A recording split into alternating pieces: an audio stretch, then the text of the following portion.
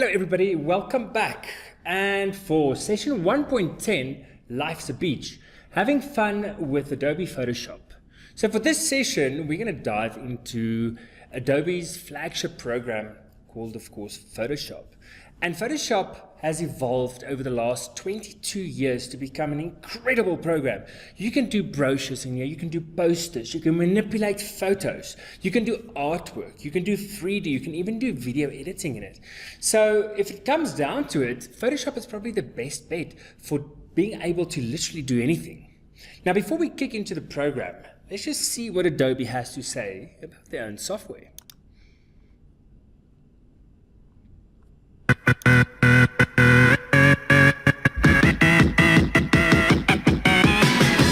Once upon you could walk the walls, you could take a fall, you could.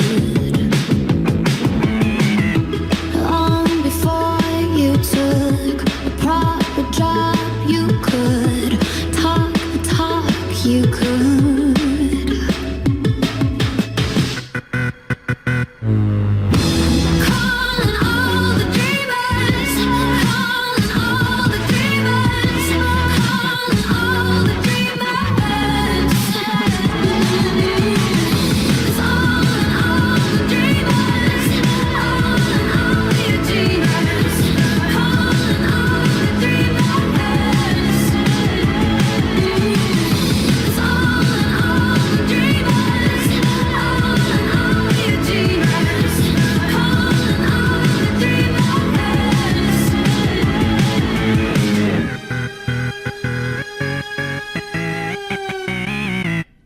Beautiful.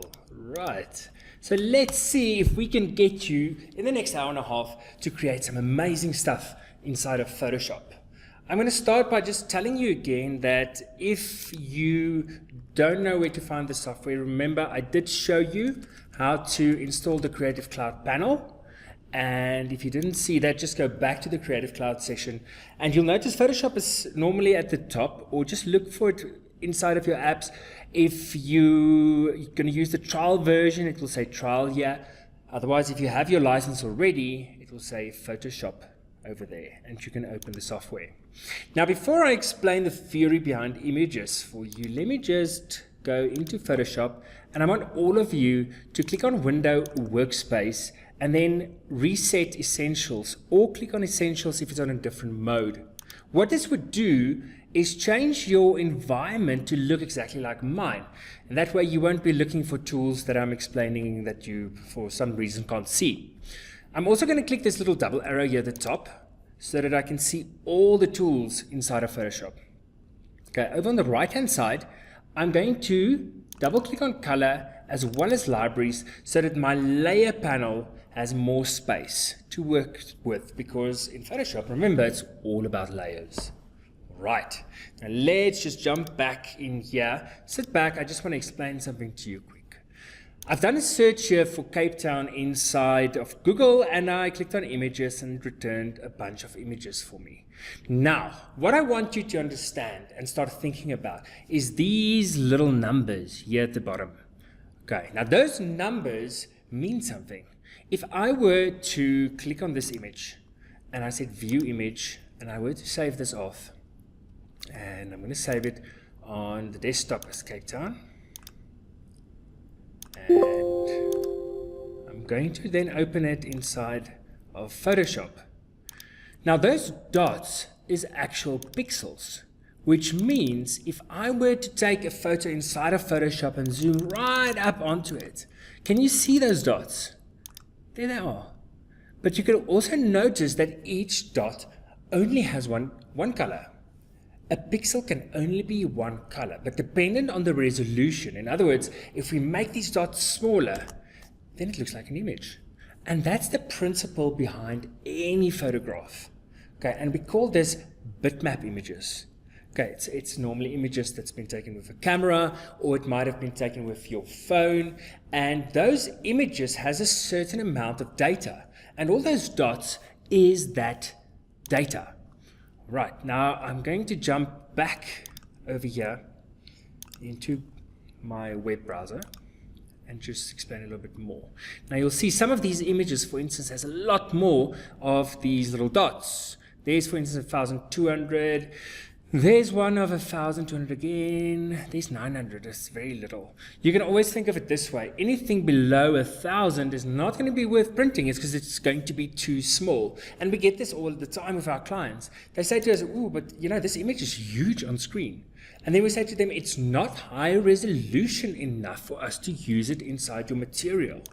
Because remember, this is on-screen graphic. It's not a print graphic. When it comes to print, think of those dots. They need to become smaller in order for the image to become more crisp. If you understand that, we're 80% of the way. Okay. Now, do not choose Google Images for commercial work. If you're going to make money out of what you do, don't use these. Remember, there's metadata inside these files, so you can be tracked and you'll end up with a lawsuit if you use these. So let me show you some sites where you can find images. The first one is 123RF. And this is a beautiful stock site. They've got over 88 million images. And if I were to say here, Cape Town, and I do a search, it returns some beautiful shots. Now, what I like about 123RF is when you actually click on an image, they give you the different sizes according to these dots that I'm talking about. Can you see there? There's all the dots.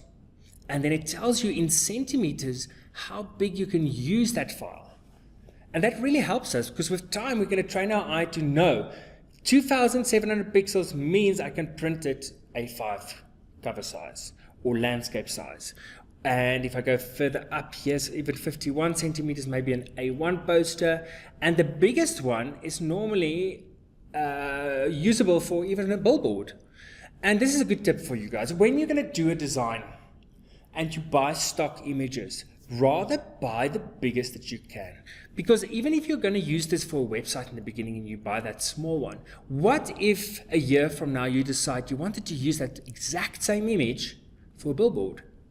If you bought this one right from the beginning, you'd be set. All right. So rather go for the biggest one you can possibly get and buy that image. In this case, it's about $10 per image. If you go, for the smaller ones, it's normally $1 for a credit.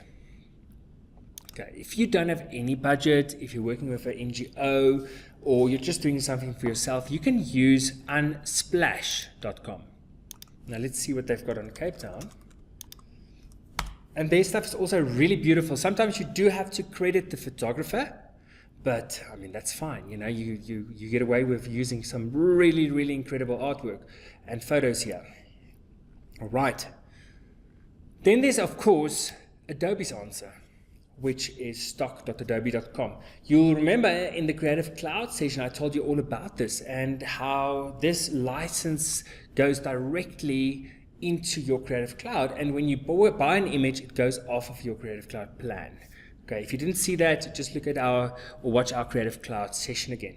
Now, you can do a search here for images, even videos, even templates, and 3D. So under images, I would say again, let's look for something different. Let's look for a lion. Now, what I truly love about their solution is you get to find similar images. So let's say, for instance, look at these images here. Maybe there's one with a lion in a field, so we want more of them. Then we use this find similar. And it will return more images with that same idea of a lion in the field. It looks at the color, it looks at the schematics, and then returns more like that. This is quite nice. It almost looks like a sunset. And if I do find similar again, it might return even more images with that same color cast. Okay, not quite, but you get the idea. So it's a fantastic stock library. And remember, it syncs with your Creative Cloud license. So if we were to pick an image here, and it opens up, I can save a preview straight to one of my Creative Cloud folders. Okay, there's all of them. And I can then access that, just that preview inside of Photoshop and work with it and then actually license it from inside Photoshop. You never have to come back here and buy the image again. You can just continue working. If your client is happy, you license the image inside Photoshop and you're good to go. Okay, so without further ado, let's dive right into this fantastic program. I'm going to reset it again to Essentials. And I want you to do this with me and watch the process first. I'm going to go to File Open, and we're using the files from your example folder.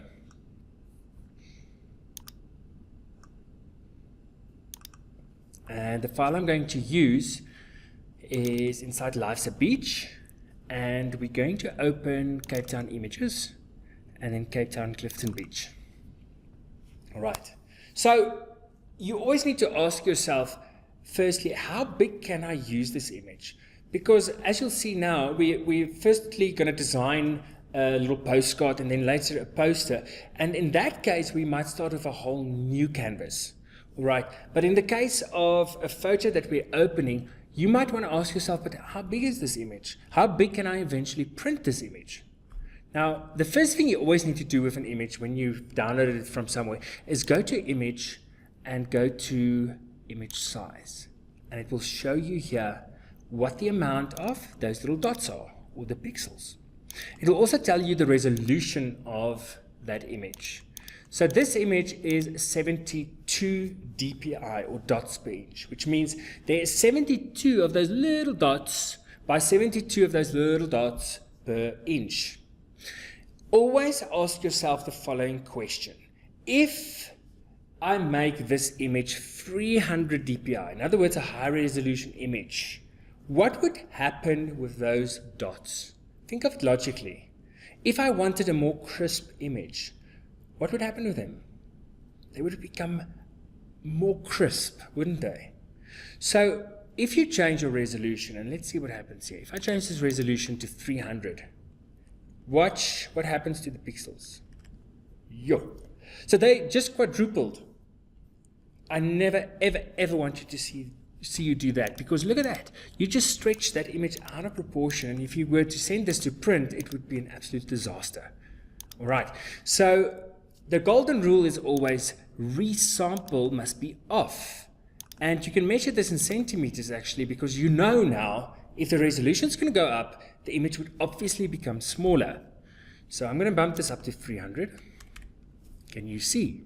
Now it's only 16 by 11 centimeters. And that's how we always judge whether a photo is big enough to use for a cover or for Insight or for DPS or whatever the case may be.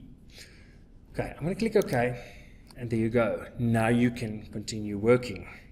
Great. So always ask yourself that that's the most important principle inside of Photoshop. In Journey 2, we will start taking images into InDesign, where we'll create brochures and magazine layouts and things. So in that case, we might want to change this image to a print version. Okay, now this is very important, and also something that I mentioned in your W2F session.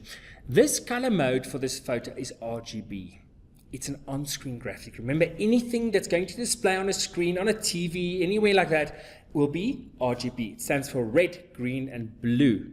Okay, so with the red, green, and blue strobe, you get to create any color. When it comes to CMYK, we're talking about actual paint, because once we print, and if you ever get a chance to go to a printing press, you'll see that a CMYK LiFo machine has 4 big towers. One for cyan, one for magenta, one for yellow, and one for black. So right at the end, when we're done with this design, if we're going to send it to print, we would want to change this to CMYK. But we never do it when we work inside Photoshop, because Photoshop works on light intensity. We need it to be in that RGB mode. Okay. Right, let me close this.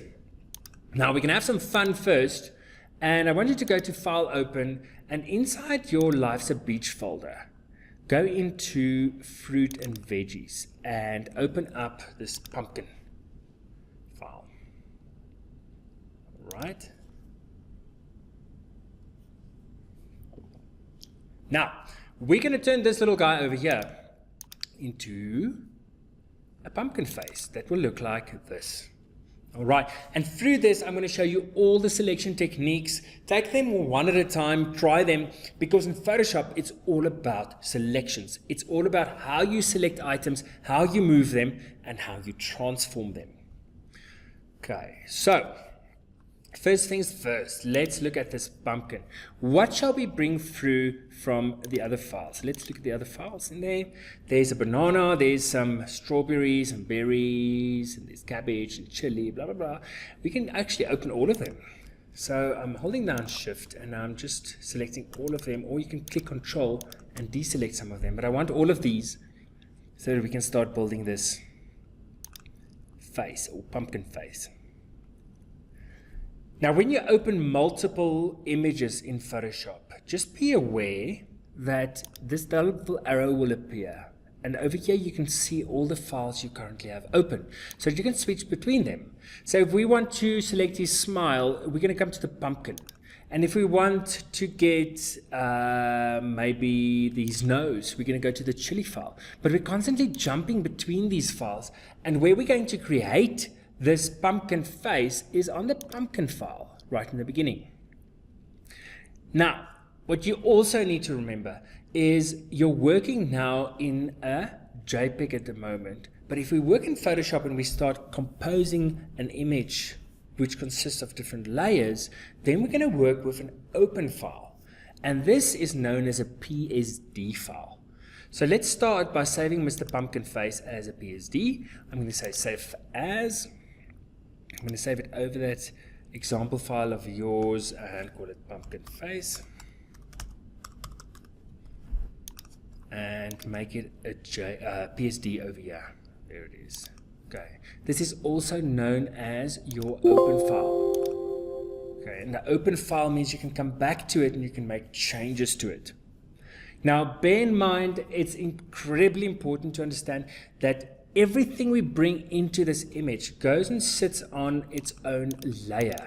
Okay, there's your layer panel. Now, at the moment, it's saying there's only one background layer, and we know that because the pumpkin's on that layer. Every time we copy something from a different file, it will go onto a new layer. And it's good practice to actually just name those layers as you go along. So let's start with the banana. Let's bring in his mouth. And the selection techniques that I'm going to explain to you, they're all in this toolbar over here. Now notice that when I click on the toolbar, can you see the property bar at the top will change according to the tool that I've got selected. So if you want more options for a specific tool, just click on any of them and you'll see all those options up there. I'm going to start out by showing you all four of these, and also these three over here, and then these two. And most of the time you will use those to do your selections. Remember, it's all about getting the selection perfect so that we can take it through to our main design. All right, let's look at what this first one does. The rectangular marquee, if you click, hold in and drag, it creates a selection. Is this perfect for the banana? Not really, because we know we're going to end up with all this white. We don't want that white. Now, Control D or Command D on a Mac is to take that selection away. Look again, I'm clicking and I'm dragging, and it makes a selection. Can you see how these little guys move here? We call them the marching ants because there's a selection on that file at the moment. If I were to Control D it, it takes it away and I can make a new selection. Let's look at what else is in here. There's an elliptical marquee. Will that work here? No, because that makes a circle or an oval. Not perfect for this situation. The single row and single column I very seldom use because that literally just selects a single row or column of pixels. And then we have, of course, the lasso. And the lasso, first one on the fly out, you have to have quite a steady hand, which I don't have. And if you drag right on the edge, oh, terrible. But you'll see if you close that path, it will eventually have a selection. Control D, that wasn't a good solution. Let's try the Polygon Lasso. And this one works by clicking, click, click, click, click, all around the object. So this is already better, but you know, we've got this sort of rounded area on the banana, so it's not ideal. Let's undo. The next one, the magnetic lasso, is quite interesting. It looks at the color contrast between two colors, and if I click and I hold in my mouse, look how beautifully it picks up that line between the two. And I can go all the way around. Oh, that's a stunning selection technique. There I might have missed a little bit. It doesn't matter. Okay, Control D again. Let's look at this one on this flyout, and it's the quick selection tool. Now this one was introduced in CS4, and it's an amazing tool because it also looks at what you're actually clicking, and it's a bit intelligent, and it would say, aha, he wants to select that banana. Right, so most of the time you will use this tool. It's really, really a powerful tool. Now what if you do this? What if you click and you drag and you accidentally go over? Uh-oh. Remember, any tool in Photoshop is reversed by using the Alt key on your keyboard. So if I press Alt and I go slightly back towards it, that edge of that circle must never go over the element again. Can you see how I'm detracting from my selection? And voila, now I've got the mouth selected. I'm going to use Control C or Command C, Control V or Command V to paste on the other document. And there you go. Notice when I paste into this document, can you see there, it's put it on its own layer. And I can even double click on this layer and call it mouth. Then I know what's on there, because remember, your designs might become quite complex. So the more you copy into this file, eventually you'll have 50 or 60 or 70 layers. So you would want to name them properly. Okay, so now we have the mouth. Let's go and see what else we can bring in here. The banana, we're done with you. We can close that. How about these? Now, I might want to use them for the eyes. Let's use this little blackberry. Yeah, no, not blackberry. I'm going to copy this one. And paste it over here. And that might be one of the eyes. Right. Now, notice again, layer 1, I could have called this left eye. There you go. Now, this is way too big. That eye is way too big. So I'm going to use Control T or Command T. Oops, sorry, wrong layer. By standing on that layer. Remember, we need to tell Photoshop which layer we're talking to. So on that left eye layer, Control T, and you get these bounding boxes around your object.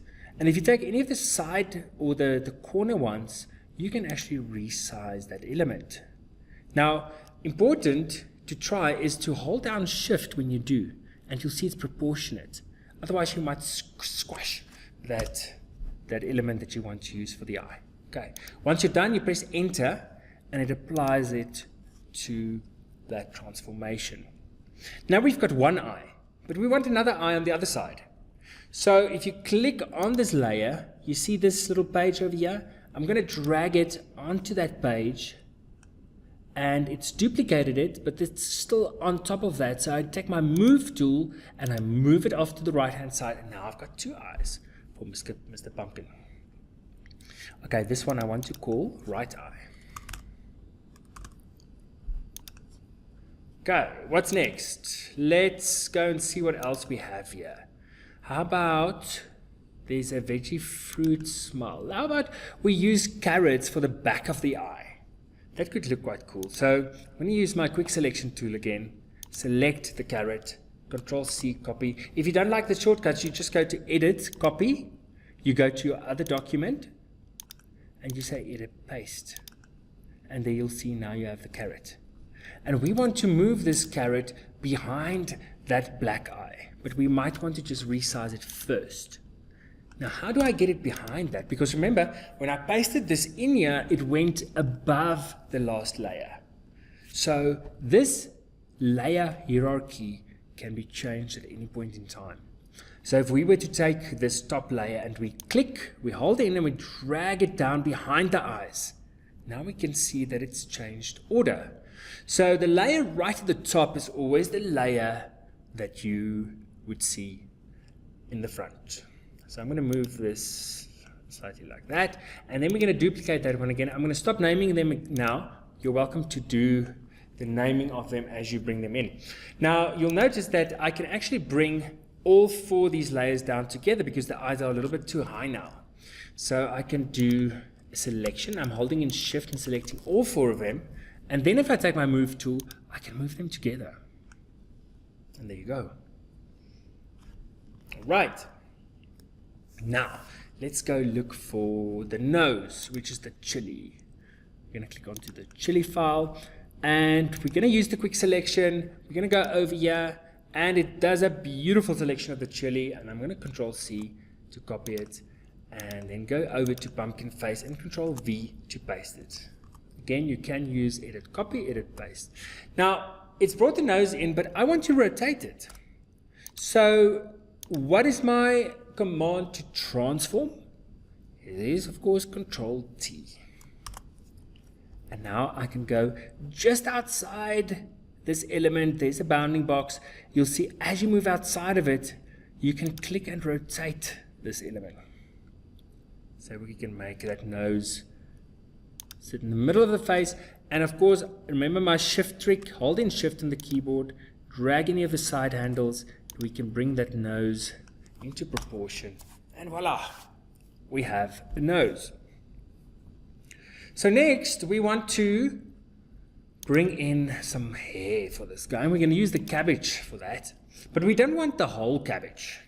Okay, so remember that trick where I showed you to detract from a selection? So I'm going to go over and do a selection here. And then I'm going to hold in Alt to reverse the function and take this part of the selection out. Okay, if you mess it up, don't worry, it's just for practice. And now I've got a bit that I can use for the hair. Again, I'm going to edit, copy it. I'm going to go back to my pumpkin face and I'm going to edit, paste. And there's my hair. Now you'll notice this little thin line came in with it. Don't worry about that. We can always delete that. Now I'm going to use transform again because we want to make this slightly bigger. So there's a nice bit of green hair there. And we can even rotate it slightly if it doesn't fit perfectly. And press enter and voila. So on that layer, let me just move this down a little bit more. Can you see that with my selection, a little bit extra cabbage came in? Don't worry, you have this erase tool. So on the erase tool, if you hold in your mouse, you've got 3 options, and the erase tool can erase those pixels. But remember, with any tool in Photoshop, always look at your property bar. Look at all the options there.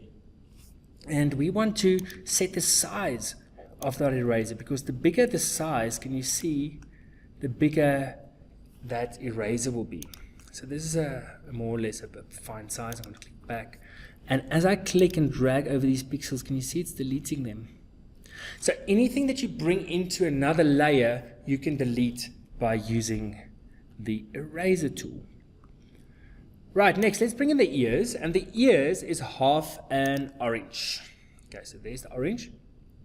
And I'm going to select the whole orange, but instead of using the quick select tool, I'm going to use the quick select tool to select the white.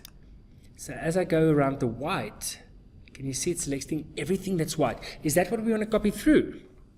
No, because then we'll just have white on the other side. So sometimes you have a very good contrasting background. So you can use that contrast and you can pick all of that color up and then inverse that selection so that you only have the orange. So I'm going to go to select and inverse. And look at that. A perfect selection. Now we only want half of this orange. What was my command to detract from a selection? Yes, it was Alt. So I'm going to use my rectangular marquee to deselect half of this element. And I'm going to do that by holding in Alt and dragging over half the orange. Wow, look at that. Now I have a perfect left ear. So I take my move tool, go edit copy, go back to my pumpkin face, and edit paste. And there's my ear. Way too big, of course, but don't worry. Control T, transform. I hold in Shift, I bring this down, and I fit the ear neatly onto Mr. Pumpkin Face. And enter. Okay. Now, lastly, we want to put another one of these on the other side. But the problem is we're going to have to do a reflection of it. Now, in Photoshop, you call that a transform. So I'm going to pull this layer down, drop it onto this page. You know that page by now. And you'll now see there's a duplicate layer of it. So this specific orange now needs to flip. Is it vertical or horizontal? Yes, it's horizontal. So your transform commands is under edit, and then transform, and then flip horizontal. And there you have the other side ear. Okay. Now you can see the hair should actually go over the ear. So what do? We drag it up so that that one is in the front again. Alright, so did you have fun? Did you do the whole little pumpkin face there?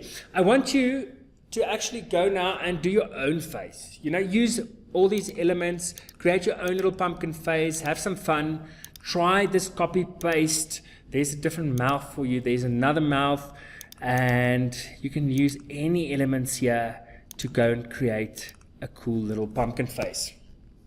Okay, this takes a bit of practice with your layers, but you know, if you get this right, this is all that Photoshop is. It's manipulation of layers. It's about selections. It's about getting your selections perfect. All right, have fun. Now, I'm going to continue on with your second option or your second example, and we're going to create a little postcard. So let's say for a moment that we in Cape Town and we want to create a postcard of what we did there, and we're going to use these images in the same folder, Life's a Beach, and it's the beach folder. And we're going to use this girl over here and Table Mountain from Bloberg, those two images. And let me just show you the end result. We're going to use these two images to eventually create this. Alright, so with this session, I will explain to you text. I will explain to you layer style so that we can get these drop shadows in there. I'm going to explain to you how to look at a photo and to fix the color. And then also how to use layer styles for instance, a border. And of course, we want to bring this little girl so that she looks like she's actually standing on the beach.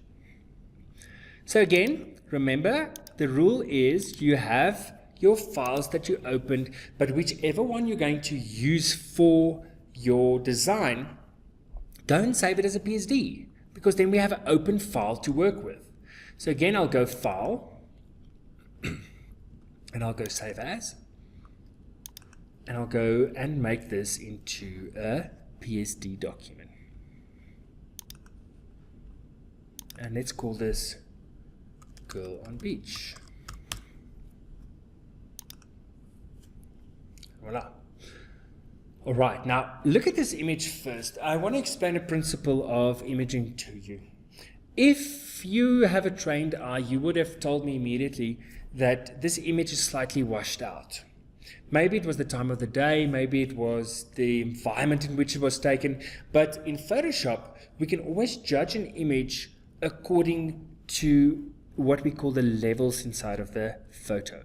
So if we were to go to Image, and we go to Adjustments and we go to Levels, it's showing us a digital representation of where the colors fall inside this image. And the representation has dark tones, and that's the darker areas, or there, the sea inside of an image. And then you have the midtones, which is these browns over here, or the midtone blues, or then the white, which is of course your lightest areas in an image. As you pull these, you are changing the contrast in this image. So if I pull this black one up, can you see how the image gets darker? The contrast becomes better. Now, we always want to avoid flat lines inside this histogram. So if we have a flat line, we're going to pull this inwards so that we have a better contrast immediately. I have seen some designers that do the following as well, because Photoshop gives you these little eyedroppers in order to fix your photos. And what you do with them is you would take the first one and click on a darkest point in your photo. So it might be here. And then I'll take a mid-tone, and a mid-tone might be the sand over here. And then a light tone will of course be the lightest part, or there by the sea, the waves. And can you see how the contrast in this image has changed now? So it's a quick way of really getting your contrast to pop and for that image to be nice and usable. Now, how would we select this girl? Which technique did you see that I used with Mr. Pumpkin Face that would work quite well here? If you're judging a photo according to your selection, zoom in, people. Zoom in so that you can see what you're doing. And you do that with this magnifying glass. And as you zoom in, when you get close to the image, you can hold down spacebar and drag around this image. Okay, and that way you can see more or less of the image, and you can really judge where my selection is perfect or where it needs fixing. Control 0 would zoom back to show you the full image. So what could we do here? How about that trick I showed you with the magic wand, or I used actually the quick selection tool, but the magic wand is a tool that picks everything off as a specific color. So if I were to click here on the white, can you see how it picks up all the white? But it also goes and picks up a bit too much, so it cuts a bit of the face out. So Control D, the tolerance, the higher the tolerance, the more of a color it picks up. So if I make this maybe 8, click again, can you see much better? That selection is now much better. There might be parts that's gone over, don't worry. Now, we've only selected the white. How do we select the inverse of that? That's right, we go to select and we click on inverse. Now, is the selection perfect? Let's go a little bit closer. Yeah, it's not bad. It made a mess here of the football, so there is a trick that we can use to really perfect our selection, and that is this quick mask mode. If we click quick mask mode, everything that's not selected becomes red. And this is really good for you in order to make little subtle changes. Like for instance, this should not be red because it's part of our selection. So then we take our eraser and we delete that red.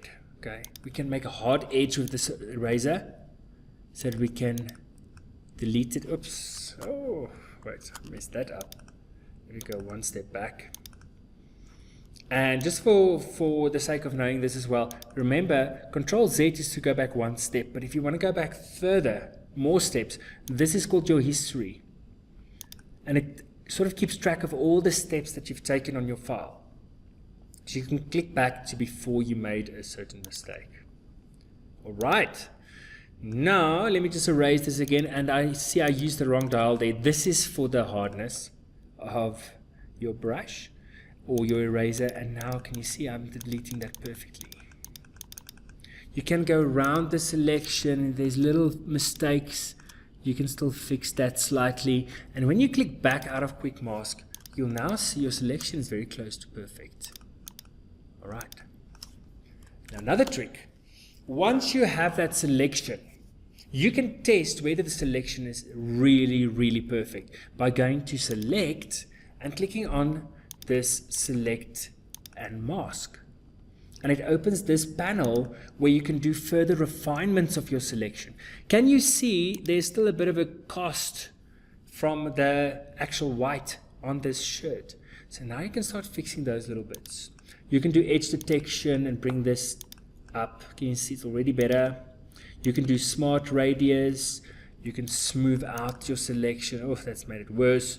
You can feather it out. We don't want to do that too much. It'll mess it up completely.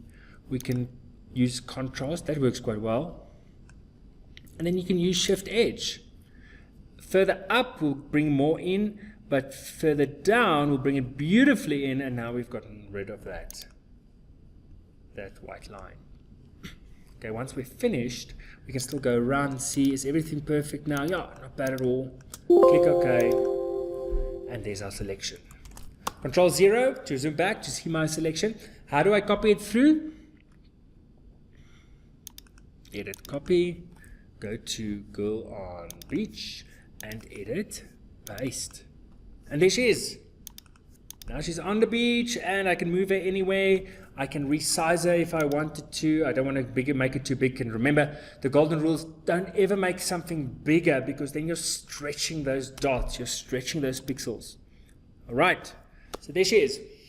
If she was really running on this beach, what would happen with the sand down here? That's right, it would move. There would be some dust. And we're going to do that by creating an additional layer, an empty layer, this button.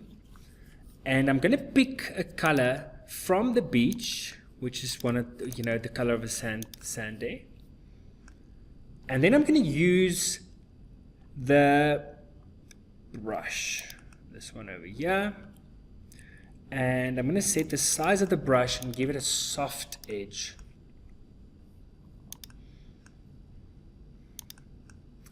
Okay, and what we're going to do is paint some dust underneath her feet. She's kicking the sand up there and she's kicking the sand up there. Okay, it looks quite fake. Don't worry, because we're going to drop this opacity. And the opacity is the transparency of that layer. And there you go. That looks quite realistic. Okay. Now, obviously, to really get this to pop and look like it was actually a photo that was taken, we would spend a lot more time on the levels of the girl and of the photo and bring it together.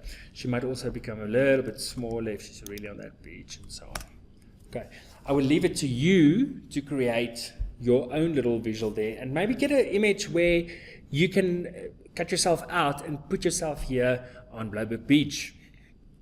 Now, next, we want to bring in a little border. Now, how can we do that? Now, over here, you'll notice is your vector tool. And if we click and hold it in, we get all of these different shapes that we can put onto our canvas. I'm going to take the rectangle. I'm going to make sure that my color is white. And up here in the property bar, I want to make sure that it's got no fill color, which is that one. So I'm only going to give it a stroke. And I'm going to drag this in. And there you go. Okay. Once it pops in, I can still give it a thicker stroke. I can give it a line type if I want dashed lines or whatever the case may be. I can make it thicker or thinner. I'm just going to leave it like that. Okay, cute. Next, we want to bring text in here and say, my Cape Town holiday. Now, two things about text. Firstly, if you click your text tool, you can either click with your text tool onto the page, but look what happens. That little box from earlier becomes the text box. We don't want that. So for the time being, while we create this text, let's just make that border invisible. See that little button next to your layers? That's to make it invisible. Okay, it's not gone, it's just for the time being not in our way. Now,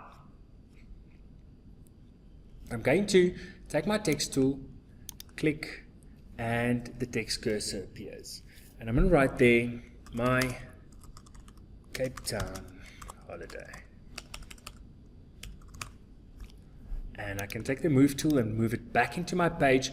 If I go back to my text tool, I can drag over that text to select it. And over at the top, I can set the size of the text. Oh, that's way too big. Let's start with that.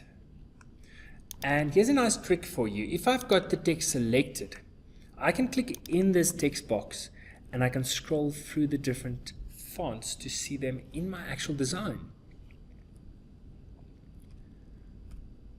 Okay. So now you can find a font that would work well with your design. I'm going to go for impact here just so that you can see this properly again and that it's a font that all of you have, but you're welcome to use your own font. Now, you also have some additional options for what we call your characters, and that's under Window and Character.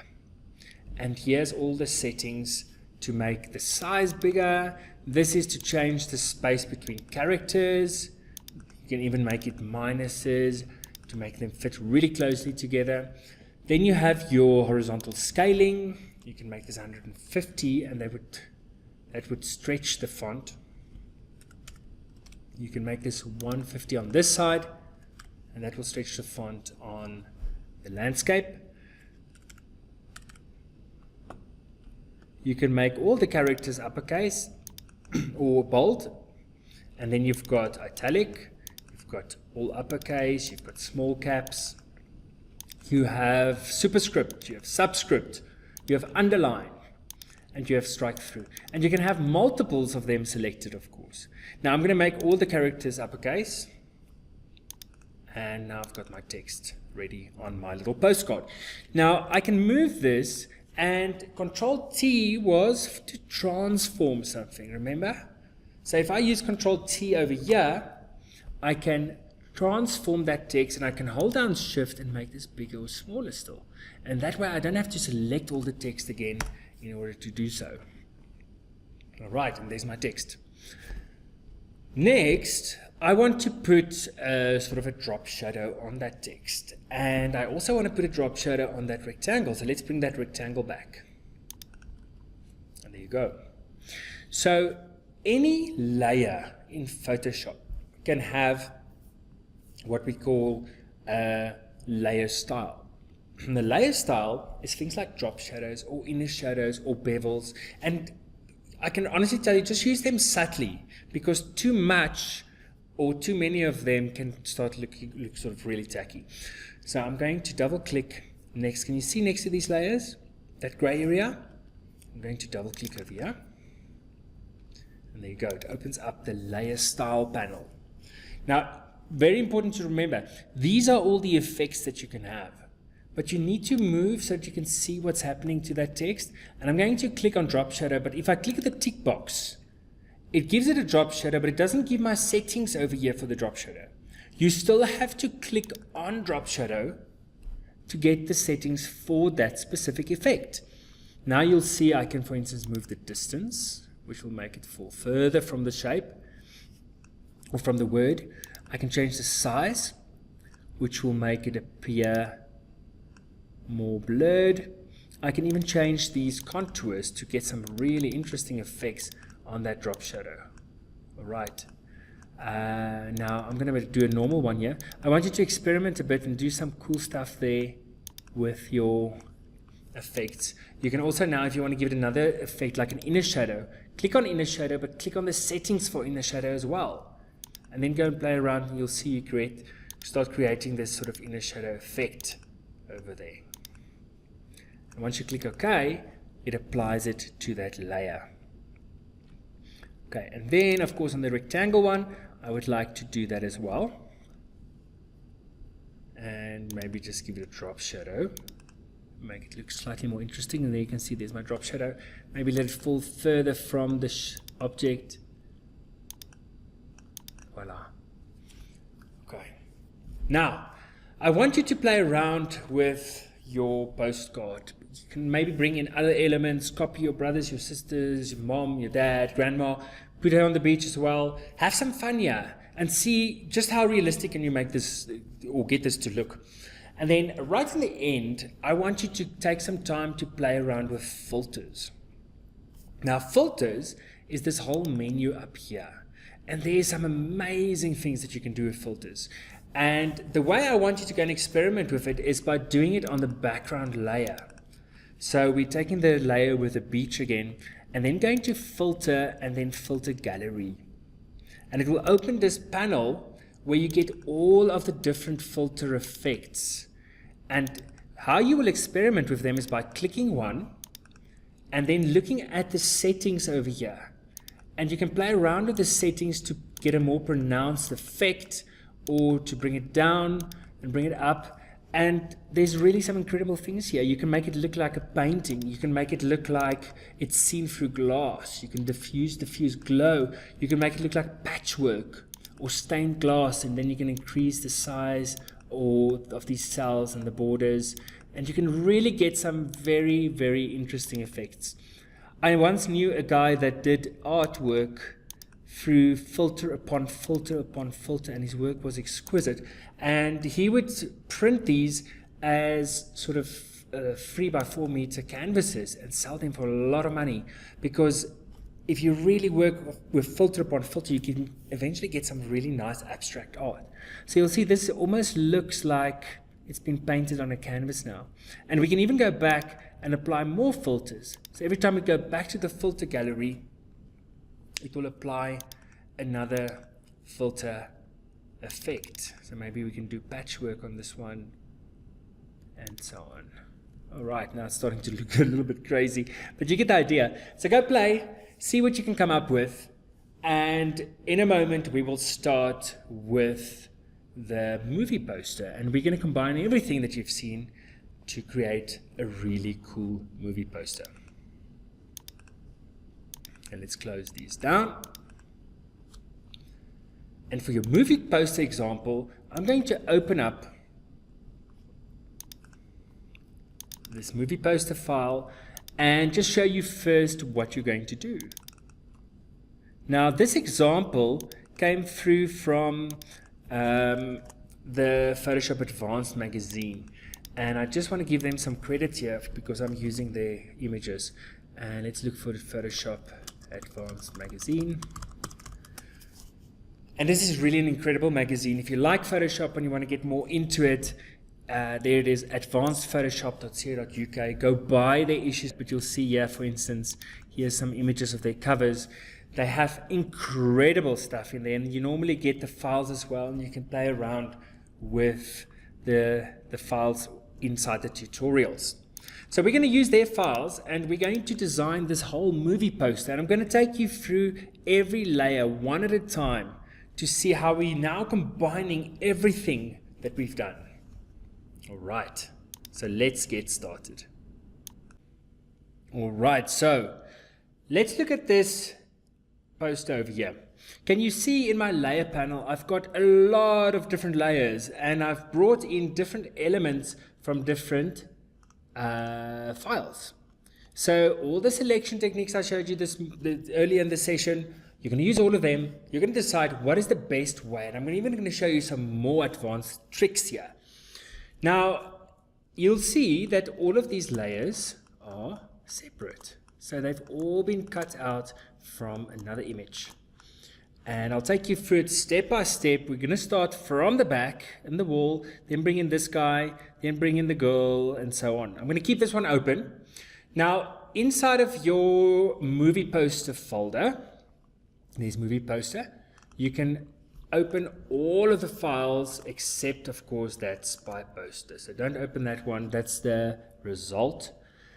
And it will open all your files like we did this morning or earlier with Mr. Pumpkinhead. And if you click on this double arrow, there's all of the different elements that we'll use. Now, firstly, we need to set up a new document in order to create this final poster. So I'm going to go this time not to open a file, but to File New. And it opens up this dialog where you can open a new file. Now, because my screen resolution is quite big, I can't see the side here where you can insert the values. But the values you need to insert is 72 by 1,400 width by 1,600 height. Now, I can't get to that, so what I'm going to do is open a file here, and just any preset really, and I'm going to go back in here to image canvas size and change it over here so that I have the correct dimensions. So you can do it straight out from the new screen. I'm just going to set it over here. And voila, now my canvas is big enough. Control-0 to zoom back. And this is where we'll design the final spy poster. So I'm going to go to File, Save As, and let's save it inside our folder. Let's call it My Spy Poster. And it's a PSD file because remember, we want to keep the open file in case we ever want to make changes to our poster. Let's start from the very back, which is the wall. So you might go over here and choose wall, or it might be open there at the top. How can I select the whole wall? What selection technique did I show you earlier that you can use here? Rectangular marquee, of course. So I click and I drag around the whole image. Can you see the whole wall is selected? Good. I'm going to Control-C or Edit Copy, and then go to my spy poster and edit Paste. Voila, now I've got the wall. The wall must cover the full background. Now I know I said to you, do not ever make a layer bigger, but this time I will excuse you. And you can actually make this bigger, so Control T. There's a lot of detail on the background, and it's really just a background, so we can get away with actually stretching this. And there we go, we've got the background. Now in the final poster, you'll notice that this background actually is a little bit greenish, bluish, turquoise. How can I do that? Can you see it's on its own layer? So for color changes, we would go to Image, Adjustments, UE and Saturation. And we would pull this little lever. The color it shows there is not the color it will be. It will be the mixture of the two colors. So as you pull this, you'll see you can change the wall color. And all the way towards the right, we get turquoise-ish, greenish. Let's take that color there. You can even enhance the saturation, make it lighter or darker. Now remember, you can do this even to a selection. So if you've got a nice photo where you've got blue eyes, maybe go and try and turn it into red eyes. It's all about selection and it's all about effects. All right, so now we have the wall. Let's look at what's next. We need that guy with the big head there at the top. So let's take guy head. How can we cut him out? Let's look at how he's supposed to look. Can you see there? He's cut out and he's erased here with a soft edge. And he also has a bit of an effect on him, doesn't he? So he's got a filter there on him. So if I go back over here to guy head, I can use maybe the polygon, but it's going to be difficult. The lasso will also be difficult. There's a lot of contrast between these two colors. How about we try the magnetic lasso? And I'm going to click and hold in my mouse as I move around the shape of his head. And that's not bad. And then over here, I'm going to go around the outside edge to pick up all that black. When I get to the end of my path, to close the path, I press enter. Okay, otherwise it will just keep going and it will make a mess. Can you see I made a little mistake there by the ear? No problem. Remember I showed you how to fix that. So I'll zoom in and I'll use quick mask. And remember where it's red, it's not part it's not part of the selection. So we want to erase that red. So I'll take my eraser again, make it a smaller eraser, and just erase that bit so that I can get that part of the ear in as well.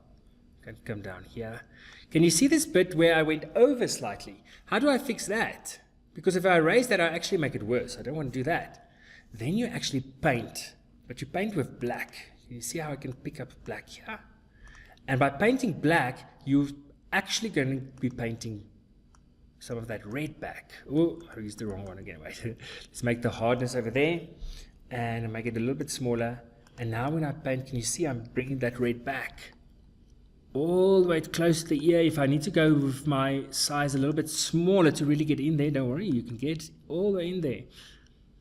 And if you spend some time really on these selections, you can really get them perfect. And when you're done with quick mask mode, you're going to click back. And look, now he's perfectly selected. Edit, copy. Go back to the spy poster that you're creating, and we're going to use edit paste. And there you go. Now we can move him into place. He's slightly off the page. And remember that erase effect on the side. I'm going to use my eraser, now that it's on the new canvas, and make it a soft eraser. Give it a soft edge. Let's make it a little bit bigger. And now I can delete that area there. Okay, so whatever area I'm not using, I can delete. I can even make that a lot bigger and get a more soft erase effect there. But don't worry, we're going to have a lot of elements in front of him, so it doesn't really matter what you do there. Okay, let's look at what's next. Over here, if I zoom back, we need to bring this girl in put her in front of the face. So let's go look, where is she? Girl full, I think that's her, yes. Can you see she's actually swapped around over here? Remember what we did with the orange earlier? So let's select her first. It's a tricky one because she's on grey. How can we select her? Remember my trick with the magic wand where we selected all of a color and then inversed it? Let's try it here. I'm going to set this tolerance higher because remember, the higher the tolerance, the more of a color it can pick up. And there's different shades of grey here. And I'm going to click, see how it picks up most of the grey? I'm going to keep holding in shift and select more of the grey until it's really perfect. Look at that. Really good. How about this part between her arms? I'm still holding in shift. Oh, that went a bit too far. How can I fix that? No problem. Quick mask mode. Let's zoom in. What was the rule? Uh-oh. Everything red is not part of the selection, so I haven't inversed this. Let's go back. How do I inverse the selection to select just her? That's right. Select inverse. Now she's selected, but there's a bit of a mistake there. Let's zoom back in. I'm going to use my quick mask, and I need to delete the red there. Let's make it a hard edge again. I'll delete that bit. Oh, I went slightly over. Don't worry, not too bad. I can fix that by using the paintbrush again and painting back that red.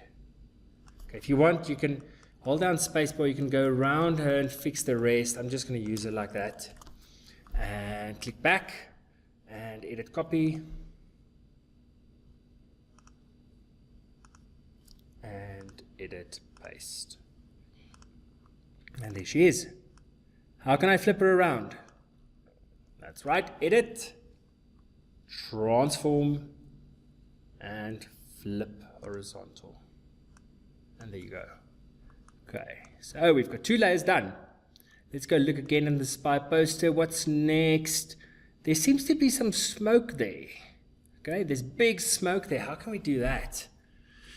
Let's see what we have here. We have the clouds, we have bullets, we have guy head, we have girl face, we have guy with gun, we have the spy. So from all of these, the best for smoke would probably be the cloud. Because remember, clouds, if we stretch them and we make them see-through, they're going to look like smoke. So what selection can I use here? How about the lasso tool? And then we try, remember when you click and hold, you have to have a steady hand here, but I'm just going to take the white areas inside this cloud. And there you go. All right, so now we've got the cloud selected. I don't want the cloud to be all that pronounced on its edges because it won't look like smoke. So what can I do? I can feather it out, can't I? So if I go to select, and remember this thing I showed you earlier, select and mask, then I can feather out the edges. And look at that, now it's a nice soft edge. Okay, not too far, because then we'll lose exactly what we actually need. But that's okay.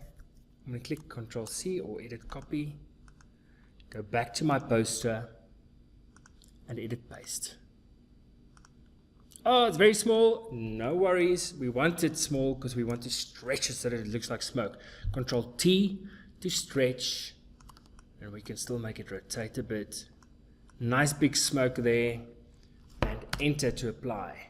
And duplicate it. Let's bring in more smoke on this side. Ctrl T and rotate it. Like lots of smoke, and enter.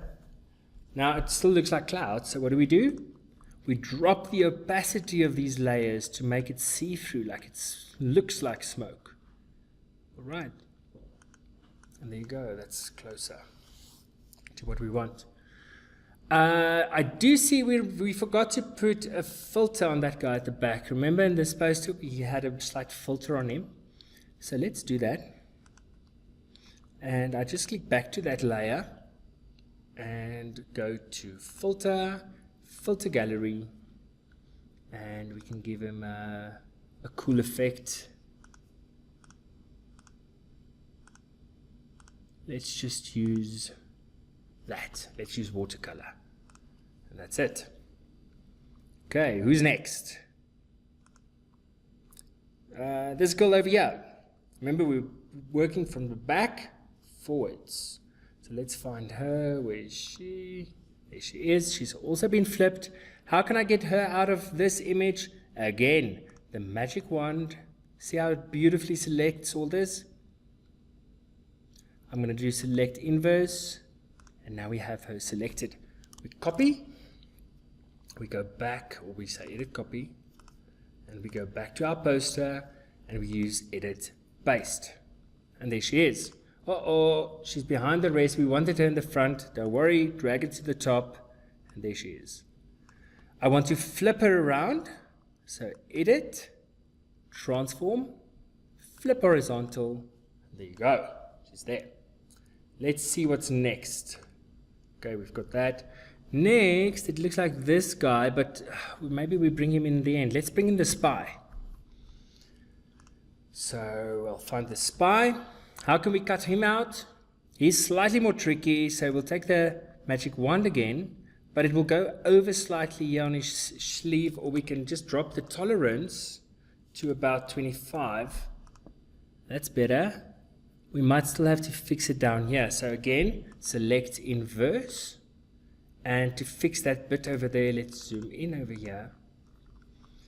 And we're going to use the quick mask mode. We want to delete the red. So we take the eraser and we bring the sleeve back. Okay, the rest is pretty good. And I'm going to use my quick mask. And now we can copy him. Edit, copy, and edit, paste. There we go. We've got the spy in the front. Let's bring in the last two characters over here, and it's the guys with the gun. This one first. Where was he? He was down here, but he was flipped the other way, and he was behind the spy. So let's get him in. How can you do it again? You've got a lot of contrast, you've got a lot of white. Select the white, holding shift, select the other side. So you've got both of them, and then select inverse. There you go, perfect selection. Okay, edit copy. Go back to the spy poster, edit, paste. And we're going to flip him, edit, transform, and flip horizontal. Nice. Okay, he had to be behind the spy, so we just move him there. There we go. Last one. If we look at our poster again, this guy needs to be in the front. So where is he?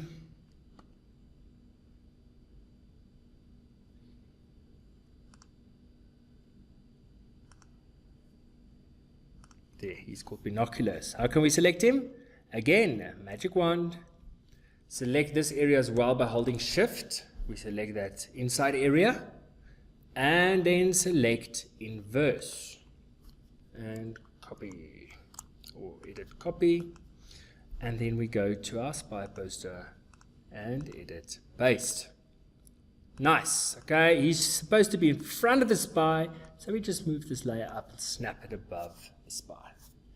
Lastly, we want to bring in some text. And we want to say the spy there, and we want the bullet still. And then of course there's a layer style which will give it this gradient, and there's also a black box behind it. How did they do that? With the rectangle tool, of course. So let's do all of that in one go. Let's go back here. Now I'm going to do the text first, because remember, when we create that rectangular box and we click the text tool on it, it's trying to be a text box, and that we don't want. So we're going to take the text tool first and just click it anywhere on the canvas, and you'll see a new text layer will appear, and we'll write there, the spy. Don't worry if it's the wrong color, we're just going to select it again and make it white over here. And I'm going to make it Broadway font. Now for my Mac guys, you might not have Broadway, so just use a nice font that you have there. And we'll move this in place. Remember, it might not be the right size. How can we change that? We can select it and then change it over here. Or we can use Control T. Remember, Control T, you can make something big or small if you hold the corners.